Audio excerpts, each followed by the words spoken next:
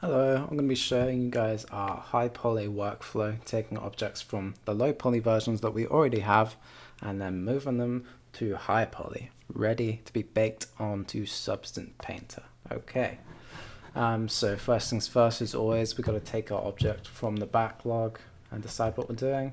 I think I'm going to do this wooden thing here. Wow. Okay, and I'm going to put my name on it. I'm going to move it to doing. Okay, and next thing, I just need to grab it out the drive. Now this is why it's really important that all of us put our assets into the drive. We all need to put our low poly assets into the drive, because what some people have done is some people have just, like, for example, but they've just put all their files in one. Like, don't do this, please. Please put all your assets individually as their individual FBXs, because we're all going to be taking different assets. We're going to be pulling them out and working on them individually. So just make sure everything is in here ready so someone can just take it and work on it. And then when you're done with doing your thing, immediately put it in the drive. Just put it straight in the drive. And then we can all keep connected and we can be working on it together. But I know personally that I actually made this asset, so I know where it is. We're taking the ready for substance versions, so it's ready for substance because they're at the origin. And what you would do is you'd come down to the thing you need to do and just download it. I've actually already downloaded it because I'm just that fucking guy. But the next step is to move it into the correct place in your folder. Okay, so we've finished working on low poly, so we're going to make a new folder. It's got all our high poly stuff on it, and in a high poly folder I'm going to make another folder, wooden thing, that's what it's called, wooden thing. New folder for the specific asset, and I'm just going to drag my FBX into the folder. Okay, so next thing to do is open Blender, and we're going to import our low poly asset from where we just saved it, funnily enough. High poly, there we go. Okay, here it is, and now we're just going to start working on it. So first things first is we take everything, duplicate it, because we want to keep the original, just in case we're mitigating risk. Just keep the original there in file, just so we can check things. And we're going to move this new version to a new collection called High Poly. And just for the sake of it, I'm going to also move these original ones into another collection called Low Poly. And there we go. And you can just get rid of the low poly thing there, just hide it, and now we can start working on high poly. Okay, so we are using subdivision surface modeling as our workflow for these models. We were going to sculpt. I know we said we were going to sculpt, but I think it's better to be doing subdivision surfacing. We talked to Andy, and we know the details going in Substance Painter, so that's okay. We just need to make it a little bit rounded, a little bit higher quality, just for the Substance Painter bake, make things easier for us. But that's great because it's actually way easier than sculpting. So what we're going to do is we're going to add a subdivision surface modifier. I know, okay, it looks a little strange. Just cook, okay? It might look a little strange at the start, just cook. We're going to put our levels of the subdivision up to 3. And next thing to do is we're going to start making it look a little better. Okay, so for me, I'm going to work on this one, and literally the only thing I need to do for this is select the whole thing and just bevel it like that. I'm going to add quite a few vertices. Again, this is only for Substance Painter, so it doesn't really matter that it's like high poly and really like a large amount of vertices. That's okay, because, you know, we're making this for Substance Painter, and it's not going to be in the final game. So, you know, it's okay. I hope that made any sense at all. Now, some other ways you guys might want to do this is by putting in, well, let me actually talk you through it when I do it.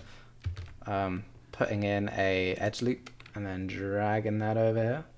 You guys might want to be doing that. Or you might also want to do a thing called inset. But it just never really works out for inset and edge loops. You know, that might be what your object needs, and that's great. well done. But just personally, I've never found it working out like great. I always find beveling to be my solution. But of course, to be honest, this object is quite an easy one to do. Your ones might be a little harder, but you know, we move. We move. Okay, I'm gonna do the rest of them now, all in one go.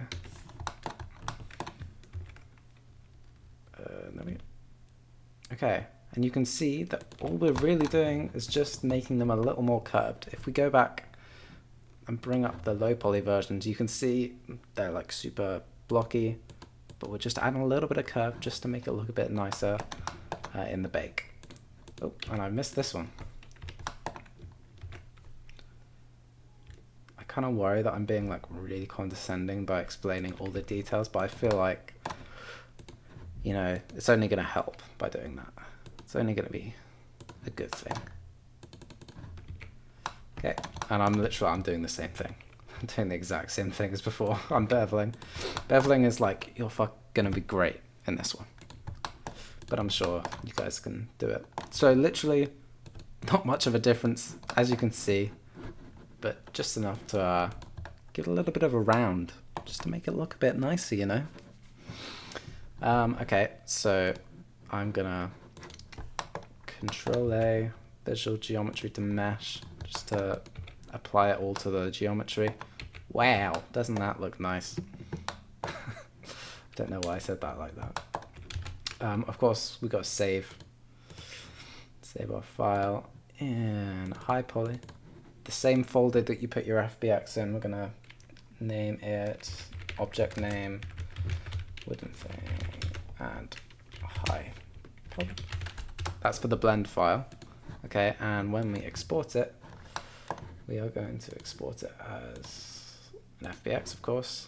We're going to put it in, yeah, HighPoly wooden thing. We're going to call it wooden thing hi ready for substance. Okay, and it's the same mesh selected objects thing as always.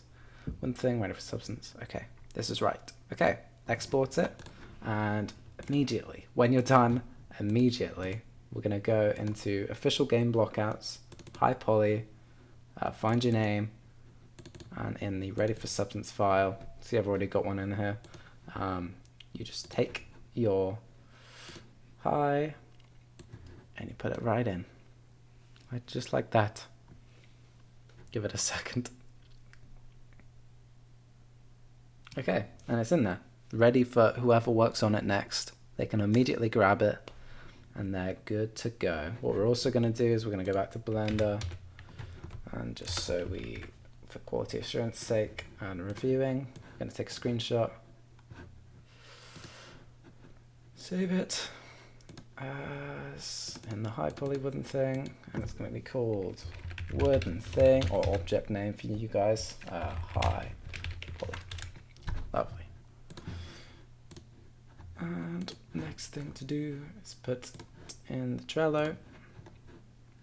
Going to just drag it in. Not like that, drag it in, come on. Amateur, fucking amateur, man. Oh, I've pressed download by accident, I meant make cover. There you go. And it's in there, move it to review, and we will review at the next opportunity. Thanks for listening. Ask me any questions. This should be really easy. It might not be, but it's just a little bit. It's just a little bit of stuff, a little bit of details. Most of it's going to be in Substance. So